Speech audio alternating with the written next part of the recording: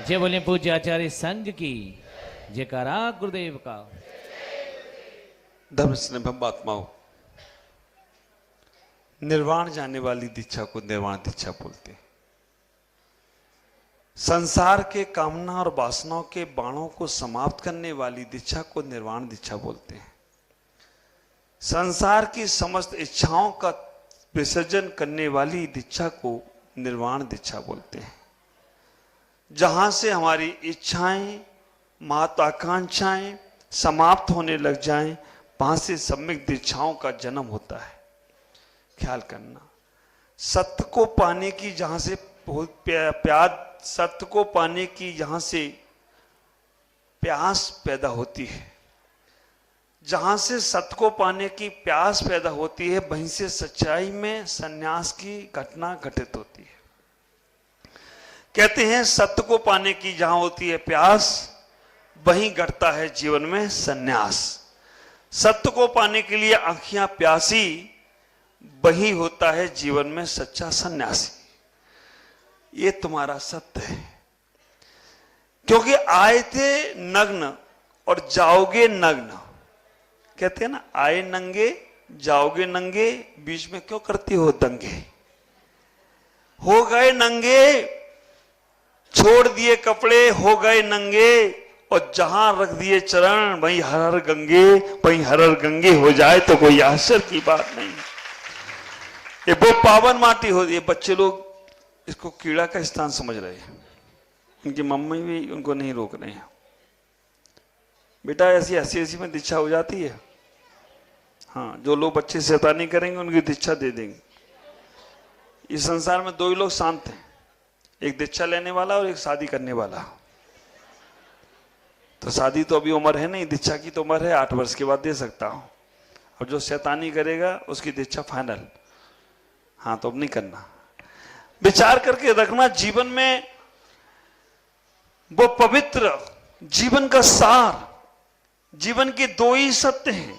आकिंचन धर्म में बताया था कि एक जीवन का सत्य है कि आदमी जब भी आता है तो तन पे एक धागा भी नहीं होता है, और जब जाता है ना, नानक से कहा एक सेठ ने, हमारे लायक कोई सेवा हो तो बताना।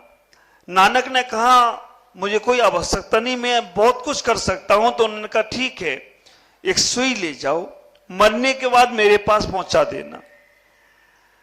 उसने कहा बस, मेरी तो बहुत बड़ी ट्रांसपोर्ट कंपनी है, हमारे गौतम भाई की है ना, नरेंद्र जी की, कुछ भी यहां से वहां पहुंचा सकता है, वहां से यहां। तो कहा सुई पहुंचा देना, मरने के बाद पहुंचाना। ख्याल करना, घर आया तो बेटी ने पूछा क्या बात, आज बहुत खुश हो, आज नानक की सेवा करने का मौका मिल गया। ख्याल करना, जब कभी पूज्य पुरुषों का, महापुरुषों की सेवा करने का मौका मिले ना, तो उस दिन अपने आप को समझना कि तुमने मोक्ष का एक कदम और आगे बढ़ा लिया है। जिस दिन महापुरुषों की, पुण्य पुरुषों की, पूज्य पुरुषों की सेवा करने का मौका मिल जाए, वो दिन तुम्हारे लिए स्वर्ण अक्षरों में लिखा जाने वाला है। और वो यहां लिखे या ना लिखे, लेकिन सिद्धालय को ओर जाने वाली सीढ़ियों में वो एक सीढ़ी तैयार होती है। नानक से सेवा का मौका मिला, खुश हुए। बेटी ने कहा पिताश्री कैसे करोगे, इस सुई मरने के बाद कैसे पहुंचाओगे। मेरी बहुत बड़ी ट्रांसपोर्ट कंपनी में पहुंचा दूंगा। ख्याल करके रखना।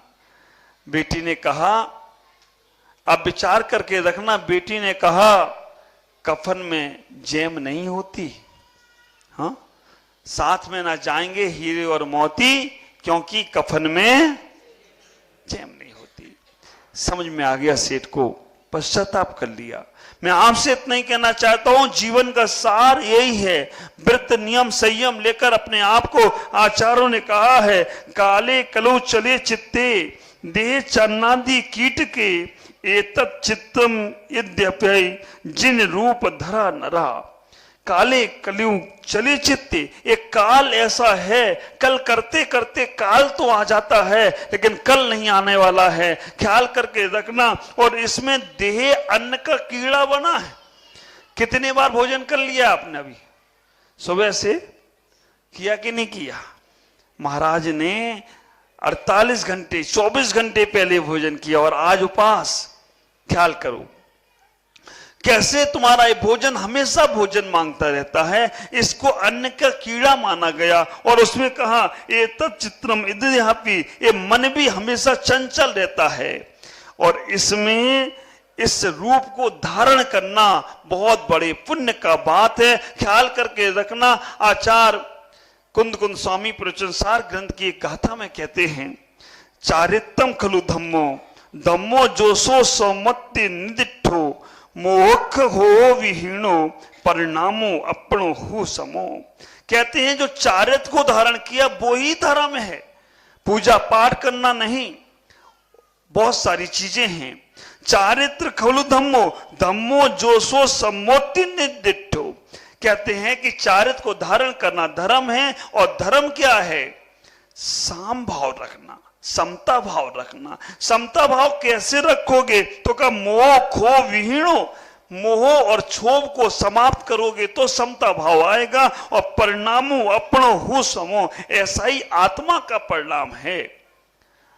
बहुत ज्यादा व्याख्यान हमारे पंडित जी साहब शाम को करेंगे, इसको बहुत ज्यादा विस्तार से खोलेंगे, लेकिन इतना ही कहना चाहता हूं, जहां से तुम्हारा मोह और क्षोभ कसाय और खत्म होता है, वहां से समता भाव जागृत होता है। आज हमारे महाराज श्री ने दीक्षा लेकर अपने जीवन की सार्थकता कर ली। और जिन लोगों ने दीक्षा देखी है, मुझे विश्वास है वो जरूर कहीं ना कहीं एक इंद्र बनेंगे, लोकांतिक देव बनेंगे। क्योंकि लोकांतिक देव तीर्थंकर की दीक्षा की अनुमोदना करने आते हैं और आप अनुमोदना करने के लिए आए हो, ये सबसे बड़ी बात है। वर्किंग डे, इतने सारे लोग, वर्किंग डे में तो कोई दिखता नहीं है, छुट्टी का दिन नहीं है। वर्किंग डे केवल पुण्य अर्जन करने के लिए उपस्थित हुए। और सबसे बड़ी बात, हमारे महाराज साहब आ गए, हमारी बहनें यहाँ आ गई, ये भी पुण्य। कहां से? हमारी दिल्ली से ही चल के दीदी आ गई, कहां कहां से लोग चलकर आ गए। ऐसे कोरोना में, है ना, कोरोना में कहते हैं मास्क है जरूरी और 2 गज की, आप लोग पूरा पालन कर रहे हो, कोई चिंता की बात नहीं। हाँ, अब बाहर से कब तक लगाओगे? इंटरनल लगा के रखा है। जीव अलग है, आत्मा अलग है। आप कौन से तत्व हो? बस, तो शरीर पड़ा रहने दो, जीव तो अलग ही, वो मरेगा भी नहीं, ख्याल करना। क्योंकि आप पूरा पालन कर रहे हो, दाल अलग है और छिलका अलग है। शब्दों के साथ साथ आत्मा में भी जीवन करना, इतना ही विचार करके रखना। बहुत आसान है नारा लगाना, मां का बेटा कैसा हो। अपने घर में नहीं, पड़ोसी के घर में हो। अपने घर में एक आध बेटा ऐसा पैदा हो जाए महाराज बनने वाला, तो जो खानदान बिखरा हुआ है ना, वो भी जुड़ जाता है। क्यों भेज रही हो, क्यों इधर जाने दे रहे हो, क्या तुम्हारे घर में खाने को नहीं पड़ा? जब हमारी माता जी दीक्षा ले रही थी ना, तो इनके घर वालों को यही बोलते थे, घर में खाने को नहीं है क्या? हम पढ़ा देंगे बच्चों को, हम ये कर देंगे, हम वो कर देंगे। आप विचार करके रखना। लेकिन सन्यासी जीव, बैरागी जीव किसी की परवाह नहीं करता है, वो अपने कल्याण में आगे बढ़ जाता है। शुरू की आलोचना बाद में अर्चना बनकर आए तो कोई आश्चर्य की बात नहीं है। विचार करना। जयकारा ऐसा लगाना, मां का बेटा नहीं, अपना बेटा कैसा हो, प्रमुख सागर जैसा हो। इस दिन भावना बना ली, तब तो समझूंगा और तुम्हारा पुण्य तुम कमा लो। मां की बेटी कैसी हो? हाँ, माता जी जैसी हो। विचार करना। नहीं, अपनी बेटी कैसी हो आप बताओ। विजय भाई साधना बहन ने भावना बना ली, अब उसका भाव, उसका पुण्य वो जाने। मैं देखना चाहता हूं कितने बच्चों की हिम्मत है। और माता पिता ने तो बोल दिया, बच्चों की हिम्मत है सबके सामने।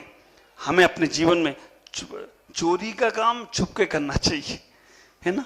और अच्छे काम को क्या छुप कर करना, अच्छे काम को तो बता के करना चाहिए, तो जीवन में बहुत आनंद बढ़ता है। समय बहुत हो चुका है, मैं तो इतना ही कहूंगा कि महाव्रत जो महाराज साहब ने आज लिए हैं, महाव्रत क्यों इन्हें कहते हैं? हमारे ग्रंथ मूलाचार एक ऐसा ग्रंथ है जो हमारी मां है। मां वास्तव में जब जब इसको पढ़ा तो लगा है कि ये ग्रंथ हमारे जीवन का सार है।